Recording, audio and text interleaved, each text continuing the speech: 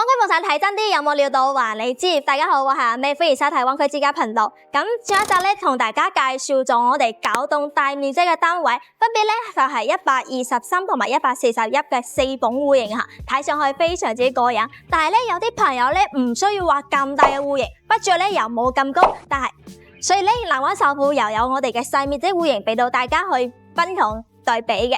咁就係我哋6棟、7棟最瘦嘅細面積單位，2梯6房啦。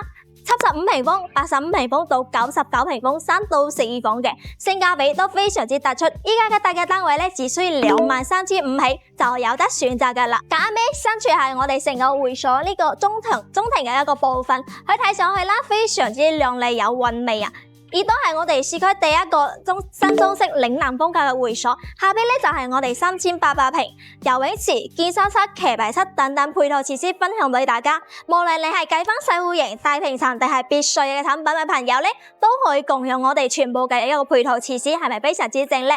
而且我哋呢個樓盤門口就係我哋珠海大道，4通八達，1公里嘅一個距離咧，就係我哋珠海最大嘅商場華發商都。咁喺呢度出發15分鐘，又去到我哋嘅港珠澳大橋口岸。對於香港朋友嚟講，通勤時間真係非常之友好，外部嘅設施都係非常之豐富。而且我哋樓盤隔籬咧就係我哋珠海唯一一個滑雪場萬雪匯，而且係接近到我哋嘅山體公園。平時咧想滑雪爬山都係落樓就可以搞掂噶啦，係咪好正咧 ？OK 啦，我哋事不宜遲，即刻去到我哋嘅示範單位同大家先做下戶型分享先 ，Let's go。OK， 咁呢3個樣板間咧都係異地樣板間嚟噶，就係我哋之前拍嚟拍去呢3個啦。首先我哋從細睇到大啦，76平方做到3房1衛嘅，咁採用咗依家咧最時興嘅 LDKG 設計一體化嘅，咁操作嘅流動性非常之強，睇上去嘅客廳感官都非常之唔錯。入戶門係交付有我哋嘅公務複合門，帶埋一個銀色嘅智能門鎖，可以做到啲卡啦、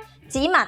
解鎖都係冇問題嘅，足夠有質感。隔籬咧呢一色過嚟咧就係佢嘅一個鞋櫃位置，同埋咧預留咗我哋嘅一個雪櫃位置，全部咧做咗內嵌式嘅，睇上去更加之乾淨企理、整潔美觀啦。因為佢係一縫 S 長嘅設計，你係睇上去咧就全部預留咗我哋嵌入式嘅位置啦。鞋櫃就係喺呢度，呢邊咧仲可以做到我哋一個鏡櫃，下邊咧預留咗我哋嘅呢個掃地機器人啦。功能性方面咧係做到十足十，隔籬過嚟咧就係我哋呢個開放式嘅一個 U 型廚房，76平方嚟講咧呢個廚房嘅 size 較細闊落，可以容納到2到3人操作咧都係完全冇問題。咁我哋交付嘅標準啦，抽油煙機、煮食爐啦，同埋消毒碗櫃都係有嘅。後期咧自己可以配置到我哋嘅洗碗機都係冇問題。頭頂嘅位置咧係我哋嘅廚房空調，夏天喺呢度煮嘢食咧都唔驚熱嘅啦。咁呢個咧同樣交付係有通門嘅啦。半開放式嘅設計，到時候咧，如果進行爆炒嘅一個廚藝活動咧，就可以將佢閂門。平時咧就係打開佢，成到我哋成個廳堂位置咧十分之闊落有餘。佢係做咗一個類似於島台嚇，咁平時你煮樣嘢擺喺呢度咧，就可以順便拎翻出嚟啦。咁成個一個操作動線都係十分之流暢嘅。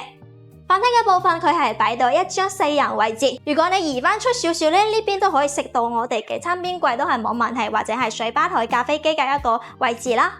咁最延伸過嚟咧就係3.5米左右嘅客廳開間，擺低我哋3米 sofa， 中間係茶几，對面咧去整翻一個電視背景牆，或者整翻我哋投影儀嘅位置都係冇問題嘅。再過嚟咧就係我哋嘅一個主露台啦，主嚟嘅樣板間係做到一個封窗設計，咁實際交付咧我哋係開放式嘅露台嚟噶。咁平時咧呢度就係做我哋晾衫區域啦，家政櫃咧都係適合呢個位置。頭頂咧做翻我哋嘅電動晾衫架就冇問題嘅啦。76平方呢個戶型睇上去較細溫馨同埋舒適，3房1衛嘅設計，適合話兩公婆帶埋嘅小朋友過嚟住喺呢邊度假居住使用。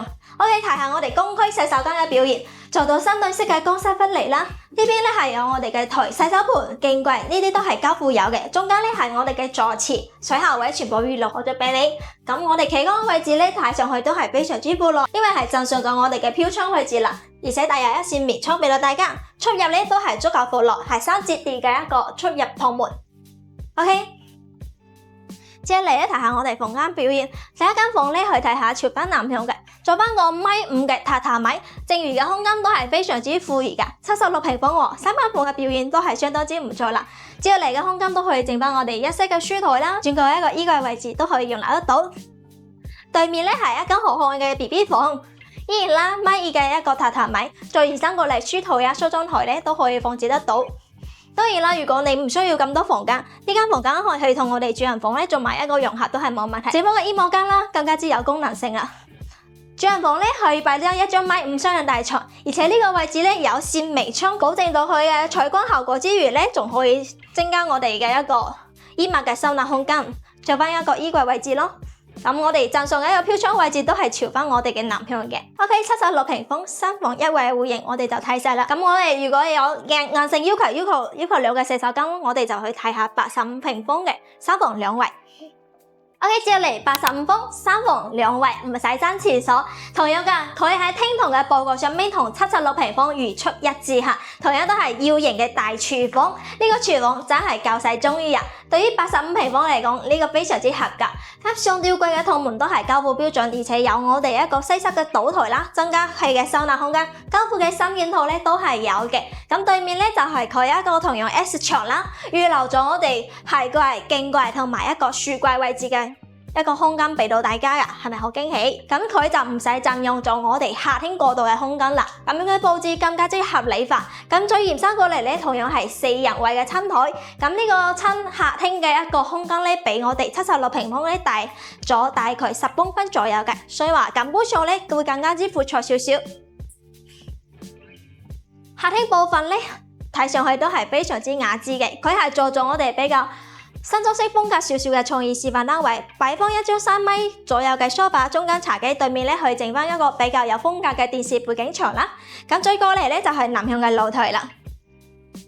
露台方面都係一樣嘅半開放式，到時候交付咧係開放式嘅露台。咁我哋咧就去整翻我哋嘅家政櫃啦，兩身嘅電動晾衫架同埋洗衣機嘅位置喺度。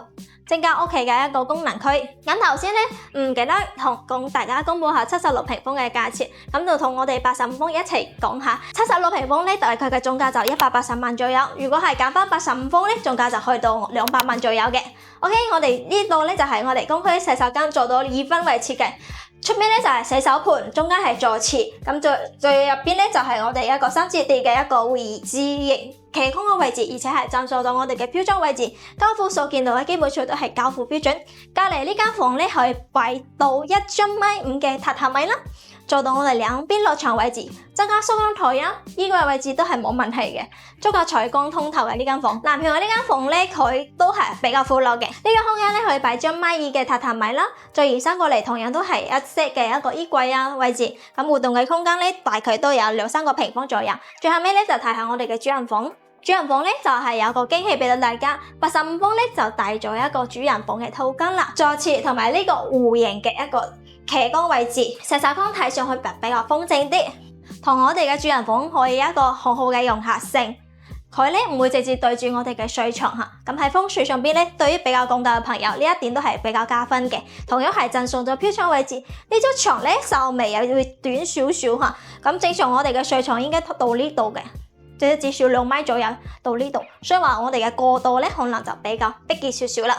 咁如果你要整翻我哋正常嘅一個衣櫃位置咧，可能咧就要移翻少少我哋嘅過渡，先有容納得到靈活嘅空間。OK， 我哋85方嚟睇晒啦。頭先咧就係計到總價大概圍落嚟200萬左右，依家一個特價單位就可以上車嘅啦。接嚟我哋去睇下99平方嘅一個4房表現。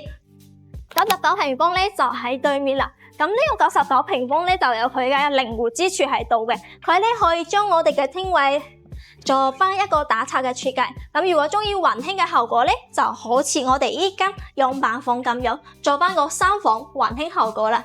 99方咁依然啦，交付咧，我哋公務服務係有嘅。咁對面咧就剩翻一式嘅一個鞋櫃同埋一個鏡櫃，包括呢一個即係可坐低換鞋嘅一個換鞋凳嘅位置咯。呢個鞋櫃嘅出邊孔門咧就整鎖鏡位嘅一個功能喺度，咁呢個設計都係比較有小心思嘅吓。咁我哋嘅對面咧就係我哋公區洗手間嘅部分啦，冇錯啦，係入戶門嘅一個右手邊就整咗我哋嘅功能區去使用，作為一個瀟灑區咧，喺呢度咧洗完手啊，上完廁所，再乾乾淨淨入到我哋嘅正廳嘅一個客廳部分。嗱，呢個廳咧佢進行咗我哋打拆嘅處理之後呢，成個大風廳睇上去非常之闊落，但係似個大平層感官，一啲都唔似話99風咧俾到大家嘅表現啦。成個廳位打通之後，大概有6米左右一個闊度。佢喺我哋呢間房咧就整咗一個茶室嘅設計，同樣又係贈送咗我哋飄窗位置。咁連接過去咧就係佢嘅露台表現。成一個大橫廳，唔知大家中唔中意呢？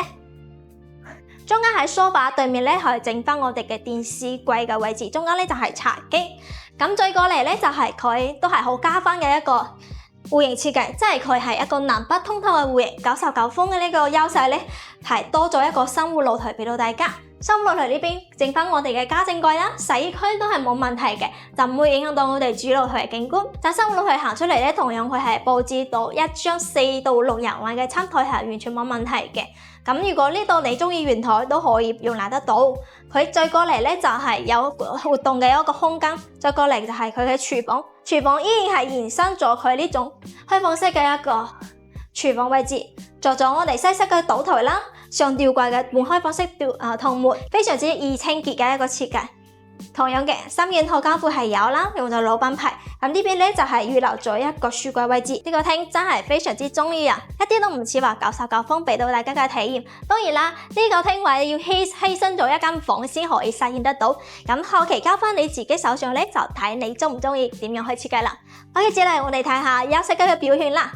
咁如果煲咗一間房，真正嘅休息區就剩翻3間房吓。咁第一間房咧就係公主房啦。闊闊綽綽，大概有8、9個平方米，都可以做到全面通透嘅效果。咁對面咧就係佢一個公子房，空間尺度咧係差唔多。咁呢個房間咧就朝翻南向嘅啦。最後尾就係主人房，主人房咧都有比較驚喜嘅部分。呢度咧係擺張一張1.5米左右嘅，1.5到1.8米咯，差唔多吓。當然啦，佢一個長度都係認為會短翻少少嘅，係要慢咁擺放嘅位置咧，好明顯咧會短翻少少，唔係話我哋正常 size 嘅床嘅。OK 啦，佢同樣咧係朝翻南向贈送我哋嘅飄窗位置。咁呢邊嘅一些嘅位置咧都有我哋嘅一個採光效果，所以話佢可以形成我哋南北對流嘅一個對流嘅空間。呢邊咧佢利用埋飄窗位置做翻個梳妝台啦，咁延伸過嚟就係衣櫃位置。當然啦，99風係帶有我哋嘅陶瓷嘅，而且呢個洗手間睇上去更加之闊落有餘吓。呢邊有贈送我哋一圍嘅飄窗位置，咁喺企缸嘅位置咧都係非常之闊落。洗手盆座廁咧就係中間。OK， 呢個就係99風嘅一個戶型表現啦。依家咧就係23,500左右1平方就可以上車嘅。咁呢個戶型計落嚟咧，大概係240萬左右。OK 啦，有興趣嘅朋友咧就可以直接 WhatsApp 阿 May 啦，攞到我哋一手嘅流水資料同埋價單。咁我哋公司咧都有專門嘅車人座商務車，2地牌嘅，可以直接去到香港接埋你過嚟實地睇樓。咁今次一個調價都係非常之有誠意嘅，有興趣嘅朋友直接聯繫我哋啦。咁我哋下條片再見啦，拜拜。